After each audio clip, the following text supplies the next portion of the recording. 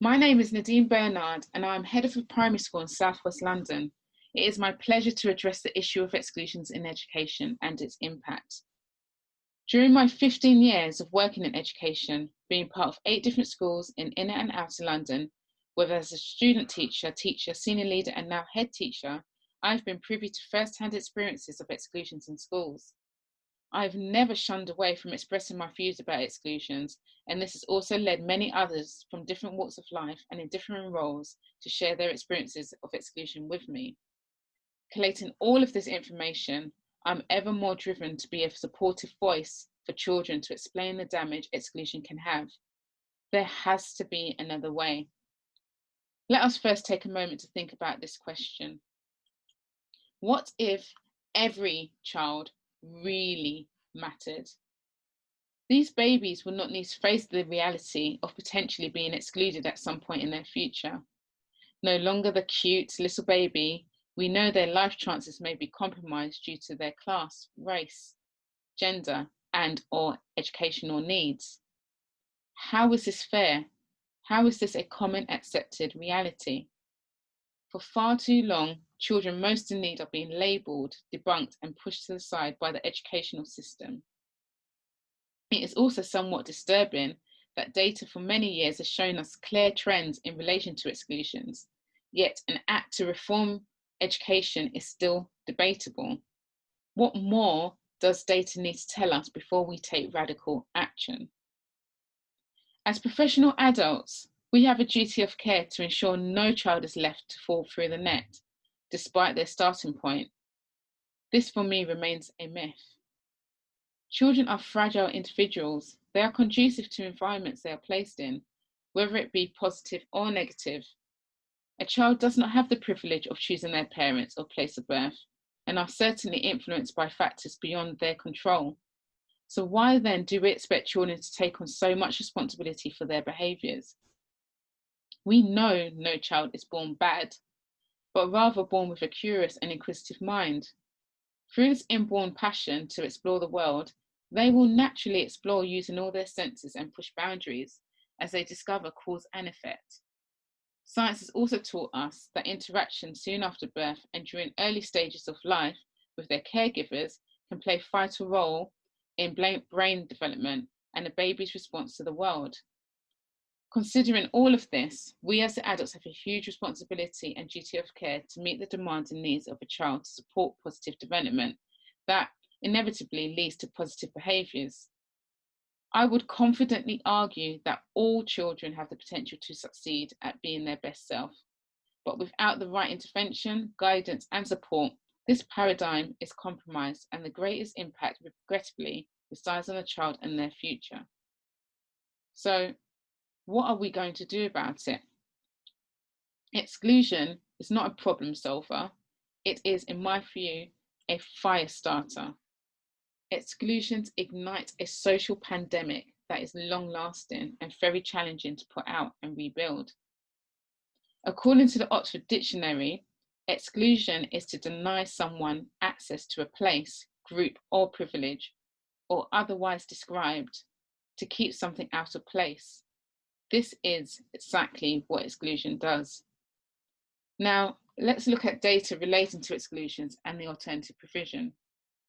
Statistics tell us pupils on free school meals are overrepresented. There is a strong correlation between areas of high deprivation and areas where a high proportion of the school population is educated full-time in AP.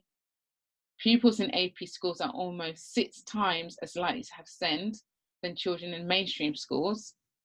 The primary need for 4 in 5 students with identified SEND is social, emotional, and mental health. Certain ethnic groups are also overrepresented in state-maintained AP. These are Black Caribbean, White and Black Caribbean, and Gypsy Roma. 89% of permanent exclusions and 87% of the suspensions issued in primary schools were for boys. Now that I've highlighted the overrepresented groups of children who were excluded from schools, I will explore these groups further. Let's look at deprivation. The North is mostly impacted by deprivation than any other part of the country, with continual government cuts to councils, the impact has been devastating to say the least. According to the Institute of Public Policy Research, council spending on services fell by 19% in the north of England, compared to just 13% across England. The public sector employment also fell by 19%. The number of households in temporary accommodation has risen dramatically since 2010, with over half of these households including children. There is now 200,000 more children living in relative poverty in the north of England since austerity began, an increase of 22%. This research report magnifies the man-made inequalities. In my view, there is no justification for money not being invested in areas which need it the most. Deprivation is not a choice made by those in it, but rather by powers out of their control. As a result, it creates an ongoing cycle of vulnerability and diminished life chances for the children who need it the most. Now, let's consider SEND with a focus on SEMH. Defend Digital Me stated, last year, we found that funding for children with special educational needs had fallen by 17% per pupil in 4 years. Today, we updated the analysis and found that it is now 29% less per pupil. Childhood should be the most secure period in any child's life. However, we know in a world of disadvantages and uncertainties, many children experience discord that is out of their control. Surely adults in a position of responsibility should want to ensure these children have their physical, social, emotional, and mental health needs met, and even more so when this support is absent from the home. Yes, I agree that this can be a huge challenge, but as I consider the high volume of disciplinary strategies created and implemented by adults to address negative behaviours, whether this be from a 5-minute timeout in a classroom to the other extreme end of the spectrum, such as putting a child in a pupil referral unit, I have a strong belief that we, society, can identify, develop and implement strategies and interventions that enable all children to thrive no matter their current circumstances, without the need to exclude. Finally, ethnic groups. Headline from FFT Data Lab, when it comes to exclusion, the odds are stacked against Black Caribbean pupils.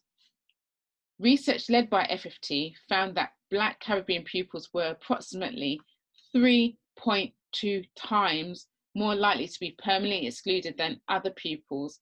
However, headlines about schools failing working class white boys seems to be the common occurring narrative from a number of MPs. Data has shown that white working class boys achieve the lowest outcomes at GCSE, but I wonder whether and to what extent a disproportionately high number of Black boys' exclusions may influence the perception of the white working class boys' low attainment narrative. Recent events such as COVID-19 and the movement from Black Lives Matter drives the reality of systemic racism and the demonisation of Black boys and men, which knowingly penetrates through the British education system. Black Caribbean boys, whether deprived or not, and whether SEND or not, are finding themselves excluded from schools. Is it wrong to question whether Black boys are being stereotyped, misunderstood, and targeted? It would be good to witness further discussions, research, and active steps from actual policy change makers to address this inequality. Recommendations in response to exclusions in education. Eradicate exclusions from education and broaden the scope of inclusion. How? 1. Flip the curriculum and make social, emotional, mental health development the foundation of the curriculum. When children are socially, emotionally, and mentally attuned, their academic learning capacity is much greater. 2. Make SEMH training a compulsory part of teacher training and an annual requirement for schools to revisit. It should be just as stringent as safeguarding. 3. decolonise the national curriculum and enable diverse representation that engages children from all races. 4, weave anti-racism and unconscious bias training, reviews and discussions through ongoing teacher training events, recruitment processes, performance management, school data analysis, Ofsted inspections, and external exam marking. 5, bring the expertise and resources from APs into mainstream schools. 6, acknowledge the exclusion to prison pipeline and increase the funding for early interventions with the aim to reduce the need for expenditure on policing and prison services. 7, leverage the quality of services in poor communities to that of more affluent areas and normalise the idea of all children, no matter where they are born or to who they may be born to, have access to the same care and support. To conclude, behind every number, there is life of a child. No longer can we actively divorce the two and not make the necessary changes required. Thank you.